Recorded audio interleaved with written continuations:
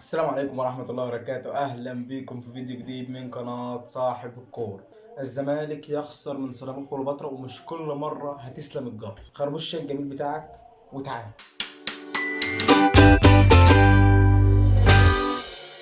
الزمالك اللي بدأ المباراة بطريقة غريبة عجيبة.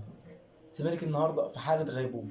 ولكن قبل ما اكلمك عن الماتش وقبل ما اكلمك على اي حاجه، انا عايز اشكركم على تفاعلكم على الفيديوهات. ما كنتش متوقع خالص ان انا اوصل 1900 مشاهده و61 مشترك في شهر ونص ولا حاجه. شكرا جدا ليكم على تفاعلكم على الفيديوهات. بيكم انا مكمل. زي ما قلنا الزمالك في حاله غيبوبه، زي ما قلنا في اول الفيديو. الزمالك لعيبته في حاله توهان، مدربه النهارده في حاله توهان، وتعرف كده من التشكيله اللي منزلها.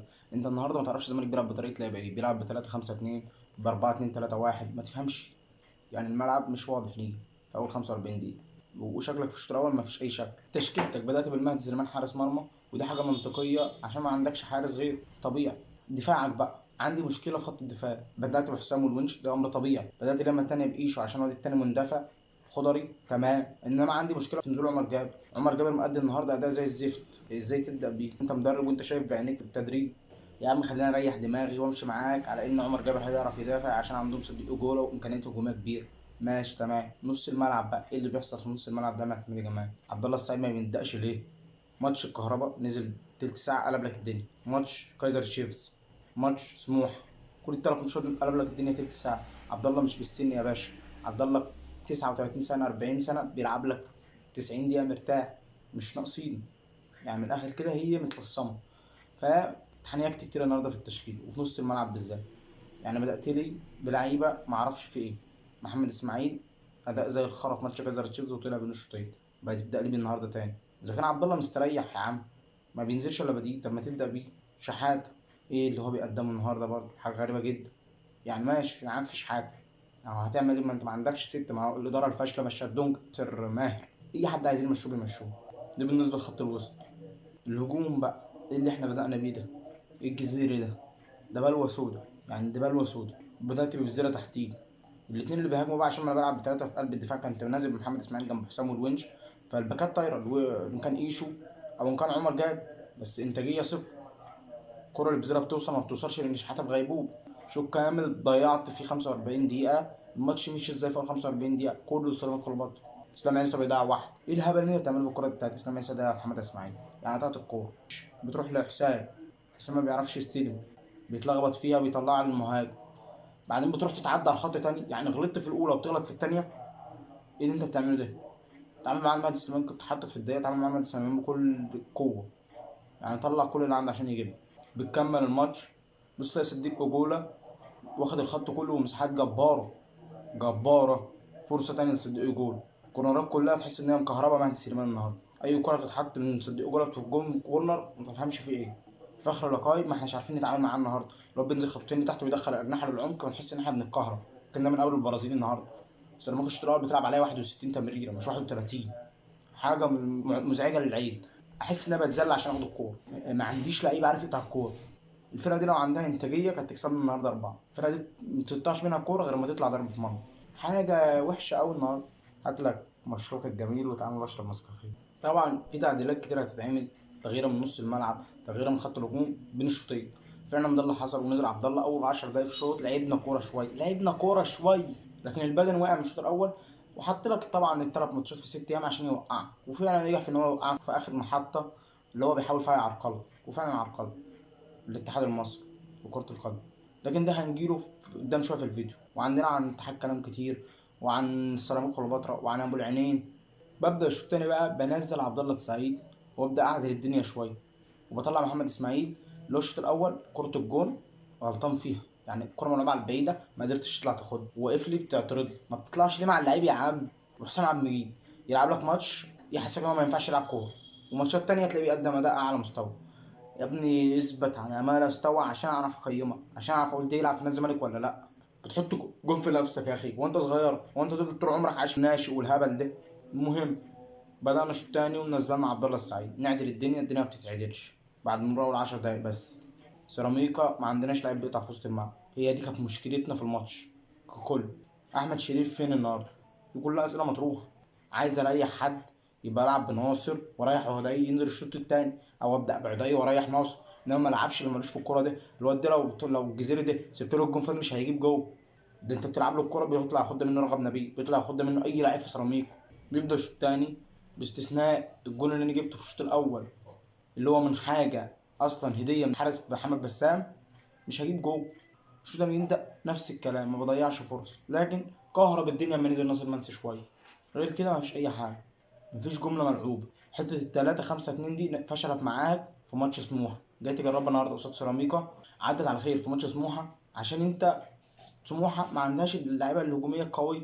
انما هنا النهارده قتلوك الشوط الاول، الشوط الاول طلع 4. الشوط التاني برضه استمرار اكلان السوليه واحمد بالحاج، اكلونا في الشوط التاني برضه استحواذ على الكوره. اوحش ماتش اشوفه في حياتي للزمالك من فتره، ما شفتش انك بيأدي الاداء ده. ما شفتش ان انا ابقى خسران ومش عارف اعمل رد فعل لحد. انا ممكن ابقى متعادل والعب اداء وحش، انما ابقى خسران وابقى مش حاسس ان انا بقى عايز ارجع، دي حاجه وحشه جدا. استمرار للفرص من كل اللعيبه، يعني هتلاقي كل اللعيبه ضيعوا لحد ما بتيجي الدقيقه 60 او حاجه و60 ضربه جزاء وهميه. عايز اتكلم بقى عن الحكم شويه. ايه الحكم ده؟ ايه طاقم التحكيم اللي انت معينه لي للماتش ده التحكيم؟ ايه ده؟ ده حكم فار. انا راهن على مليون جنيه ان ما كانش في حكم فار النهارده او الفار مش شغال. ايه انت يا ابني كنت ضارب ستروكس اللي قاعد على الفار ده ولا ايه؟ شغل هبل. ولا الكوره بتتحسب صح، فاول لينا بتتحسب علينا. اقل لمسه على لعيب سيراميكا بيقع بياخد فاول. هتكلم بقى على كل لعيب في نادي الزمالك على انفراد. مات سليمان ما صدش حاجه تقريبا، يعني كل راح عليه جوان النهارده مش اعلى حاجه ليه. وخصوصا ان الكوره بقى بتاعت محمد اسماعيل في اول لك كورنر، كوره جوه الستة يا مهدي، اطلع يا مهدي. ايشو لعب الماتش عشان بيعرف يدافع، بس هو مش مركزه وما بيديش فيها حاجه النهارده في الناحيه الدفاعيه حتى، عشان بيقابل لعيب اسمه اسلام عيسى لعيب جامد جدا. ياخد النهارده 2/10. وما نزل محمود بنتايج جاهز يا راجل، يا راجل وحد الله يا معتمد يا جمال. محمود بنتايج نزل 10 دقايق قلب الدنيا يا اخي. طب ما كان ينزل بدري تلت ساعه نص ساعه. اتحنيكت كتير انت النهارده. الاتنين قلوب دفاع بقى. حسام مجيد، ايه يا ابني؟ انت ما انتش في الماتش، انت تايه، انت بتقع بتتكفى، انت في ايه؟ يلا عايز تمشي ما تمشي، عايز تقعد اقعد. جاي لك عرض من التعاون السعودي واحنا عارفين كلنا، والفلوس كتير. عايز تخفى اخفى، عايز تقعد اقعد والعب. الونش بقى ايه؟ انا حاسس ان انا موقف خروف جوه الستار، كل كره بتنطح وما بتبصش، بتنطح وما بتبصش. ايه الشغل ده؟ اما موقف 2 متر عشان يجي اسلام عيسى ينطح كوره بالدماغ من جوه المنطقه. فخر لقاي اللي هو اصلا مش 9 بيشوط على الجون النهارده وبيلعب مع الفرقه كلها، مفيش حد عارف يمسكه ان كان انت ولا حسام. هنيجي بقى لعمر جابر. عمر جابر اللي نزل عشان هو خبره ويعرف يدافع صديق جول. ده جوله مسخر بكرامتك الارض، عمل وشك جزامه في الماتش، يعني مسح عليك النجيله النهارده. كل كره واحد على واحد بلاقيك بتتكفى. انت لو بتقابل نيمار البرازيل مش هتعمل كده. انت اعتزل، انت يا ابني انت خدت اكبر من حجمك بكتير، انت بالون وما انتش عايز تفرقع بره. خلاص الناس خدت عنك انطباع وخلاص، هو اترسم ان انت لعيب كبير. يا عم انت لعيب كبير، شكرا على ان انت اديته لنا، مع السلامه، اعتزل. خط الوسط بقى، خط الضحك، خط العبث، خط الهبل، مفيش ولا لعيب لعب النهارده فيه. اسماعيل عيش على الارض، عيش على الارض يا محمد اسماعيل.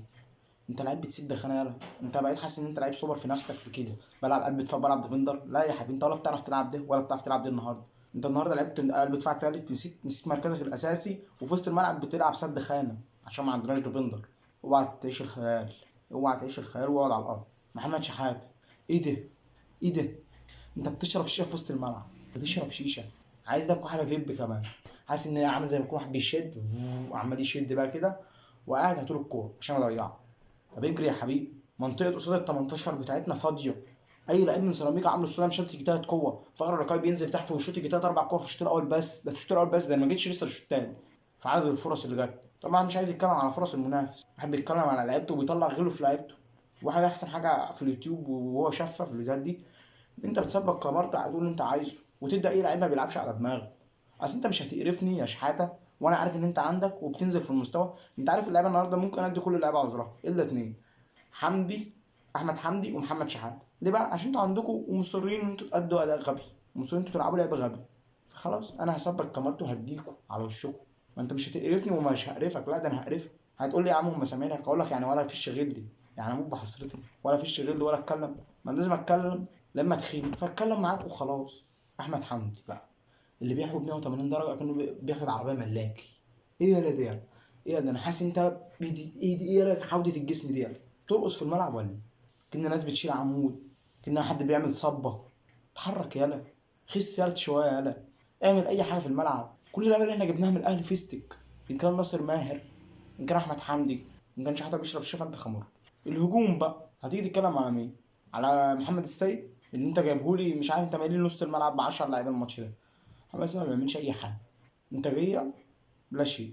لعبت بتلعب ماتش حلو الماتش اللي فات ولعيب متميز واحنا عارفين انت عندك، لكن النهارده انت ايه ده؟ انت كل كوره عايز تلعبها من لمسه واحده؟ هو انت كيفن دي بروين يا ابني ولا ايه؟ يعني انت كيفن دي بروين؟ ما احنا عايزين نفهم برضه. خط هجومي اللي انا مش عارف اقول فيه كام لعيب، اتنين لعيبه بيصير وجزيري. بيصير اللي ما جاتلوش كور كتير خالص، ما جاتلوش اي كوره تقريبا. المهاجم الاعرج اللي عنده حاجه 60 سنه ده، اللي ما بيلعبش كوره، اللي اخر لعب للكوره مع نادي الزمالك كان من 3 سنين، بقاله 3 سنين مش عارفين نمشيه وجددنا له. يا حسين يا لبيب، انت ما جيت تجدد اللعيب ده او اللي قاعد من مجلس ادارتك عشان يجدد اللعيب ده؟ هو انتوا يا جدعان عمي، انا لو جبت عيل عنده سنتين كده يقول لك اللعيب ده خلاص شطب كوره. انتوا مقتنعين بيه في ايه؟ وحياة النبي قولوا لنا يا جدعان، قولوا لنا عشان احنا اتخنقنا. مقتنعين باللعيب ده في ايه؟ ايه اللي هو بيقدمه عاجبكم فيه؟ دي بالنسبه للتشكيل. هدي تقييمات ايه؟ يعني هدي تقييمات ايه للعيبه النهارده؟ يعني هدي شحاته صفر، هدي احمد حمدي صفر، هدي بزيرة 3، هدي الجزيري -10/10. كل التقييمات النهارده مصفره. تيم الجمال ينقص النهارده معاه كتير قوي في التقييمات 3/10. لكني برضه مش هنسى الماتشات اللي فاتت ومش هنسى ادائك. لا انت توتال انت عامل اللي عليك، لكن احنا اكيد زعلانين. انا مش عايز اخرج من الكاس اكيد، انا خلاص المصري خرج والاهلي خرج، مش ناقص لي غير بيراميدز وسيراميكا. ما ينفعش ان انا ادي الاداء دي قصاد سيراميكا، مع احترامي الكامل لسيراميكا. لكن معتمد كمال راجل بيشتغل في ظروف صعبه ولازم نعترف بكده. بعد ما خلصنا بقى من اللعيبه وكلمه على كل اللعيبه، طبعا ما حكيناش عن الماتش قوي عشان الماتش كله كان لصالح سيراميكا. هتكلم بقى على الجمهور. عايزك عزيز زملكاوي ما تزعلش وخرج نفسك من العكنانه واي حاجه، وهات لك مشروب واشربه وروق دماغك، عشان اقسم بالله انت الملك، انت ملك اللعبه دي كلها. هم حاولوا يحاربوك وحاولوا يوقعوك الاتحاد الفاسد، حاربوه بجمهور، حاربوا الزمالك بايه؟ بجمهور، عشان هم عارفين ان انت مصدر الانجاز، وانت صانع الحدث، وانت صانع المجد. فعزيزي زملكاوي ما تزعلش، ازعل من خساره فريقك، ازعل من لعيبتك، لكن اياك تزعل من نفسك. انت مقد كل اللي عليك. اتحاد الكوره بقى من مشاكل في الجماهير لمشاكل في الحكام. يعني ماتش من اول وتاني الدوري الحكم الفار ما معهوش شهاده فار. ده اللي انا عرفته بعد الماتش. كلنا عارفين ان ابو العينين دفع لكم فلوس فيتوريا، فخلاص بقى نعمل له ايه؟ نجمع، بس مش على حسابنا الزمان. عيب اول اللي كان بيحصل النهارده، مهزله في التحكيم. حكم النهارده على الله حكايته خالص. لكن اداره الزمالك بقى، لا بقى احنا مش كل مره حد اداره الاتحاد الفاسده دي هتمشي شروط علينا. ده يعني نادي سيراميكا ليه ناس جوه الاتحاد بتدعمه اكتر مني. نادي سيراميكا بيفرض شروط، ونادي الزمالك مش عارف يفرض شروط. شغل الاحترام والادب ده خلاص انتهى مع الناس دي. شغل ان انا حاضر ونعم ومفيش جمهور، خلاص مفيش جمهور، خلاص مفيش جمهور، ماليش دعوه بالماتش وبوظ لهم الكاس بعد كده يعني. انما النهارده انا ما طلعتش اصيح من اول واعترض من اول. ليه؟ اول حاجه لومت لعيبتي ولومت مدربه لانني خسرت في الملعب.